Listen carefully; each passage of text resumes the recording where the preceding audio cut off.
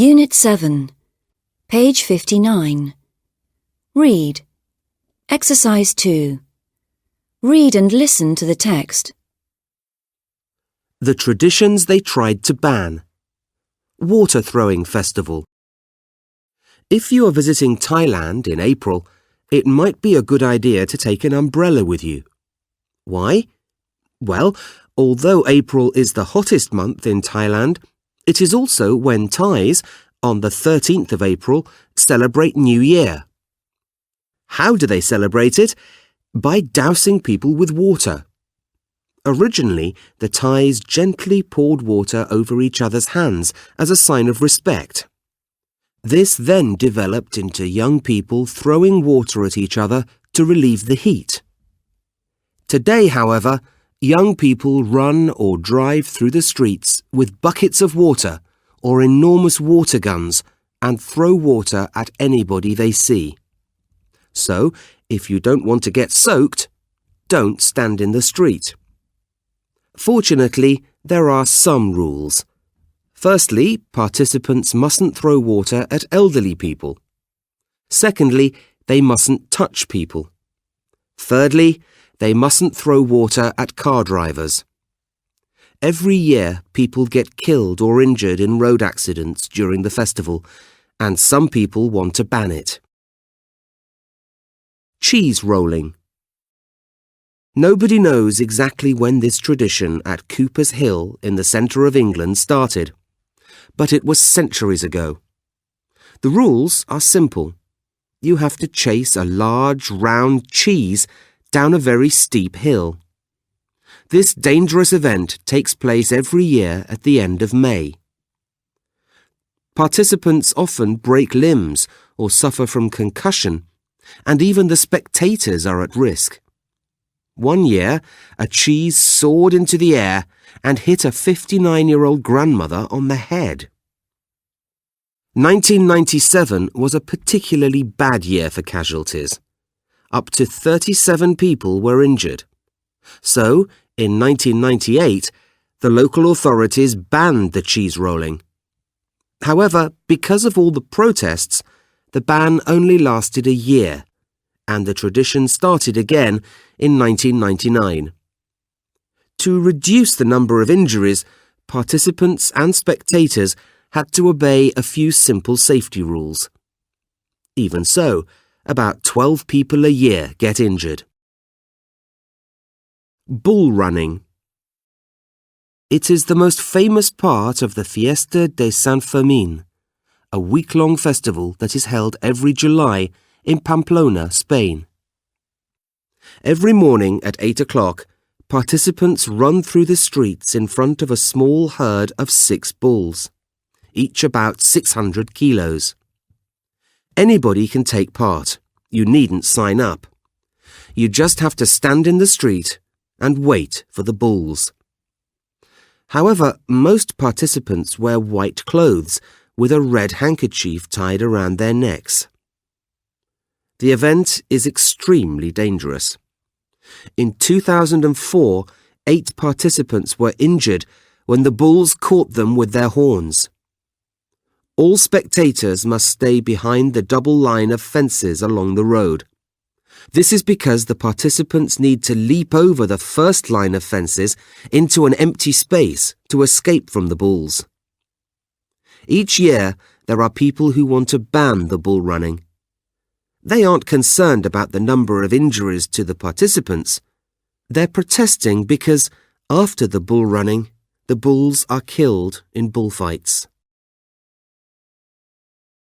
Unit 7, page 61. Grammar. Explore. Exercise 1. Listen and check. How to be polite at a Chinese meal. You mustn't start your food until the host picks up his or her chopsticks. In general, if your host offers you food, you must accept it. It's better to leave it in your bowl than refuse it. Periods of silence during a meal are not considered embarrassing in China, so you needn't talk just to fill the gaps. As the Chinese proverb says, your speech should be better than silence. If not, be silent. Unit 7, page 62. Vocabulary. Exercise 2. Listen and check. Traveller's Tales, Bulgaria. An American tourist is in a local street market in Bulgaria when a flower seller beckons her, so she goes over to his stall. He points at some flowers and gesticulates with his hands. She doesn't want to buy them, so she shakes her head to say no. Immediately, the flower seller starts wrapping the flowers. When the woman walks away, he looks angry. He frowns at her and folds his arms with indignation. Someone should have explained to her that in Bulgaria, you shake your head to say yes and do the opposite, nod, to say no. That's why the flower seller thought the woman wanted to buy the flowers. Unit 7, page 62. Listen. Exercises 1 and 2. Listen to 3 people talking about customs in their country. Lucy from Australia. We aren't formal here. Not at all. We generally treat everybody the same, whether they're an important company director or a shop assistant. So, for example, when you get in a taxi in Australia, you should sit in the front with the driver, not in the back. There aren't many rules about behaviour, but of course, you mustn't be rude. Actually, one thing that's quite rude in Australia is pointing at people, especially if you are talking about them and they are nearby. If you do, they might get quite upset or angry with you. Haruko from Japan. Many people think that the Japanese don't show their feelings in public. I think this is probably true. At least, it's true that we're quite formal. One of the nice things about Japanese people is that they're very polite, and they expect other people to be polite too. Sometimes people are rude without meaning to be, because they don't know the customs.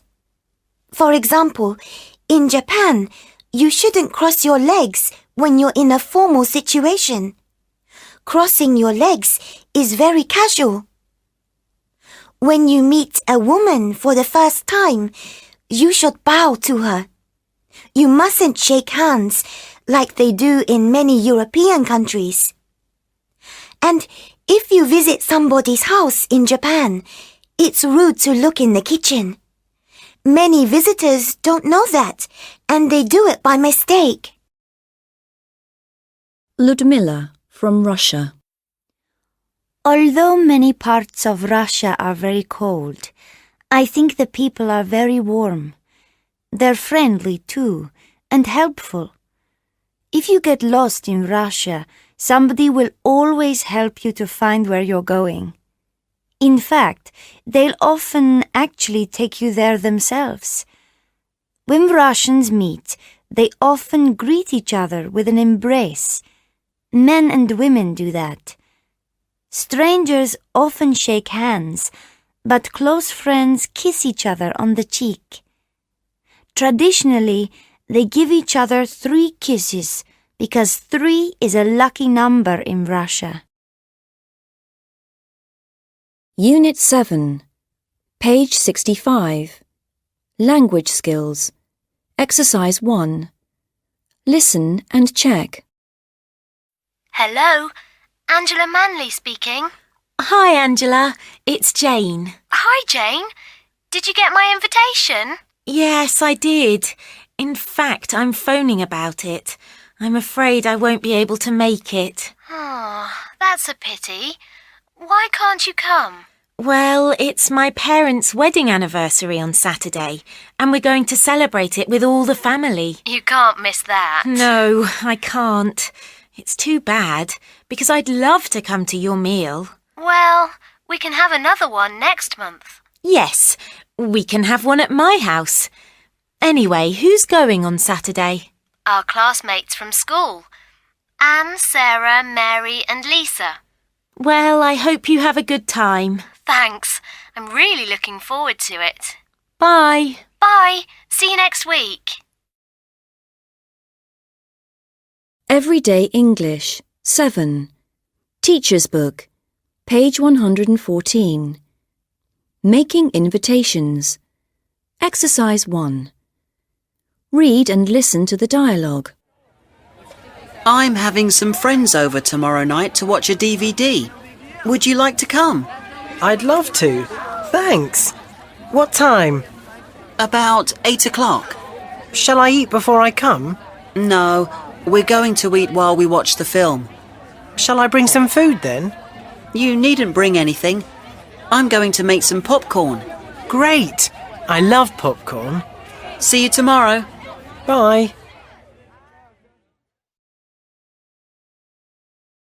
Everyday English 7. Teacher's Book, page 114. Making invitations. Exercises 2 and 3. Listen and complete the invitations. 1. Hi. Hello. How are you? Fine, thanks. Hey, we're going to a football match tomorrow evening. Would you like to come? I'd love to. Thanks. What time are you meeting? At 7 at the bus stop. The match starts at 7:45 and we don't want to be late. OK. See you tomorrow at 7 o'clock. Great. See you there. 2. Hello. Hi. Are you all right? Yes, I'm fine. I'm just going into town. I'm going shopping with my sister. Do you fancy joining us? I'm sorry. I can't. Oh, that's a shame. I've got lots of homework for tomorrow. I really need to start. 3. Are you going into town? Yes, I am. I'm going to the cinema with a couple of friends. What are you going to see? We haven't decided yet. Hey, why don't you come along? I'd love to, but I can't. I'm playing in a basketball match tonight. Oh well, sorry you can't make it. See you soon. 4. Hi, are you around this weekend? Yes, I am. Why? I'm having some friends over on Saturday night. Would you like to come? Yes, that sounds great. Glad you can make it. See you on Saturday. 5. What are your plans for the weekend? My family is having a barbecue on Sunday. Really? That sounds fun. Why don't you come along? Sorry, but I won't be able to make it. That's a shame. Why not? I'm going to visit my grandparents on Sunday. Oh, sorry you can't make it. 6. What are you doing tomorrow? I'm meeting some friends at the park. We're going to have a picnic. I love picnics. Yes, so do I. Do you fancy joining us? Thanks. I'll definitely be there. Great. See you there.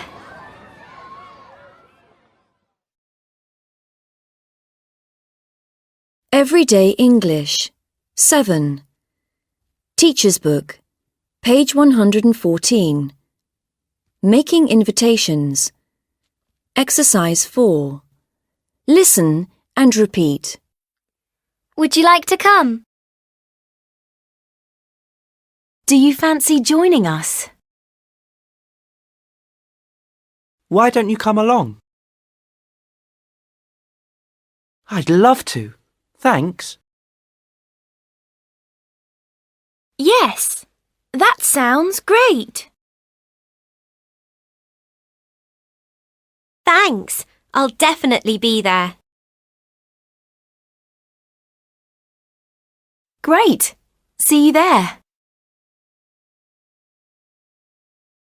Glad you can make it. I'm sorry, I can't. I'd love to, but I can't. Sorry, but I won't be able to make it. That's a shame. Sorry you can't make it.